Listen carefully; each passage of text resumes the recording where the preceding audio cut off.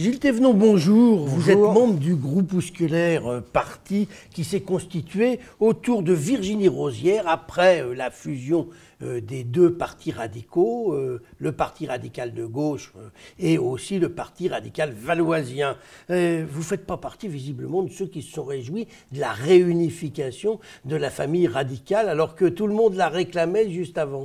Tout le monde, je ne sais pas. Nous sommes, je dirais, les héritiers d'un courant qui s'est structuré en raison de la bipolarité de la Ve République. C'est un courant qui est né dans les années 70-72 avec la formation de l'Union de la gauche, un courant qui a signé le programme commun en 1972, qui a gouverné avec François Mitterrand en 1981, qui a gouverné ensuite avec Lionel Jospin, qui était aux affaires avec François Hollande, et qui effectivement, nous sommes de ceux qui n'avons pas applaudi, pas du tout, à la réunification, ce mariage qui nous a semblé très improbable et qui débouche aujourd'hui sur, je dirais, une union très improbable. Donc nous sommes restés à gauche, donc nous faisons partie effectivement d'un tout petit parti qui aspire à se développer comme tous les partis bien sûr, qui a été créé à partir de décembre 2017. Voilà. Mais alors, quand ils avaient divorcé, les deux partis radicaux ont quasi disparu de la scène politique française. Est-ce que vous vous êtes pas appelé à subir exactement le même sort?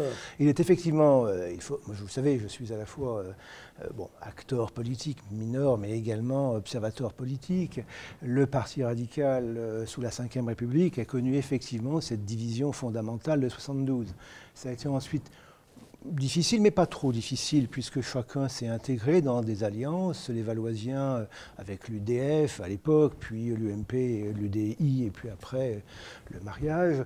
Les radicaux de gauche étaient les partenaires privilégiés du PS et de l'Union de la gauche. Donc c'est vrai pour l'avoir vécu moi-même, que c'était relativement difficile, mais nous estimons, nous, que notre place est à gauche, dans ce groupe, avec celles et ceux qui veulent reconstituer un groupe de gauche moderne, constructif, et non pas protestataire. Mais il y a du boulot, parce que là, actuellement, entre le PS qui a explosé et qui est en voie de disparition peut-être, et puis le macronisme qui est en train de tout manger. Alors, pour les européennes. Alors voilà, pour les européennes. Voilà, vous allez constituer une liste et j'ai vu que vous étiez sur cette liste. Vous rêvez donc d'être député européen. Oui, c'est un rêve, si vous voulez.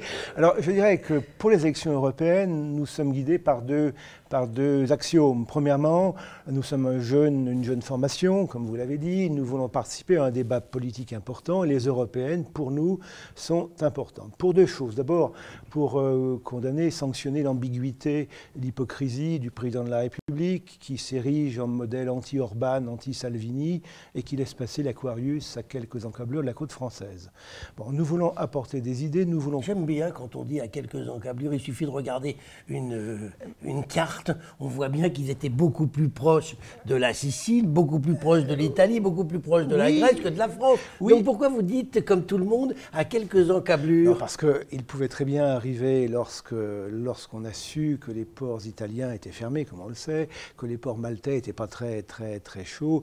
Il nous semble que le nord de la France, patrie des droits de l'homme, était à tendre la main et à dire venez pour 58 personnes. Enfin, ça c'est une des choses. Donc voilà, nous voulons condamner cette hypocrisie. Deuxièmement, nous voulons apporter des idées et construire.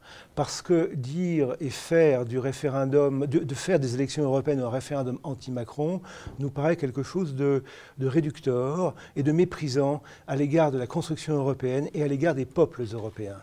Donc faire une liste avec des idées, tout en étant bien sûr ouvert au dialogue avec d'autres. Vous êtes finalement pour une Europe fédérale? Oui. Comme Macron, comme l'UDI? Oui, enfin comme Macron et comme l'UDI, oui. Enfin, nous ne sommes pas les seuls à être pour la construction dans un sens fédéral de l'Europe. Non, c'est ce que je disais. Pourquoi pas faire réunion de tous ceux qui veulent une Europe fédérale? Nous récusons l'opposition populiste, progressiste, qui nous paraît une sorte d'arnaque macroniste pour rassembler tous ceux qui sont effectivement pour une vision européenne, en occultant tous les autres, et en mettant en avant également les contestataires et les populistes. Avant de nous quitter, je voudrais qu'on dise un petit mot, Gilles Thévenon, des réalités locales. Vous vous intéressez aussi à la politique locale. Tout à fait. On a cru comprendre que vous voudriez peut-être être candidat aux prochaines municipales. Dans quel arrondissement et avec qui? Écoutez, je crois que Lyon et que la métropole lyonnaise ont besoin d'un avenir solidaire, constructif, écologique et participatif. Nathalie Perrin-Gilbert s'inscrit dans cette démarche. Donc vous seriez éventuellement avec elle si elle constitue des listes. Tout à fait. Et dans quel arrondissement? Ah ben, j'imagine que vous avez déjà réfléchi Non, à pas la du chose. tout, absolument pas, absolument pas. J'habite le 7e arrondissement, mais bon, Lyon est un tout. Et je suis lyonnais depuis ma naissance. Et Gérard Collomb, une alliance possible avec lui? Non, je suis dans l'opposition avec une opposition à l'égard du président de la République, à l'égard de LREM et à l'égard donc de Gérard Collomb. Eh bien, on va suivre avec intérêt votre candidature aux européennes. Je vous remercie. Si elle va jusqu'au bout, ce qui est loin d'être certain pour l'instant. Gilles Thévenon, je vous remercie. Merci beaucoup, Gérard Angel.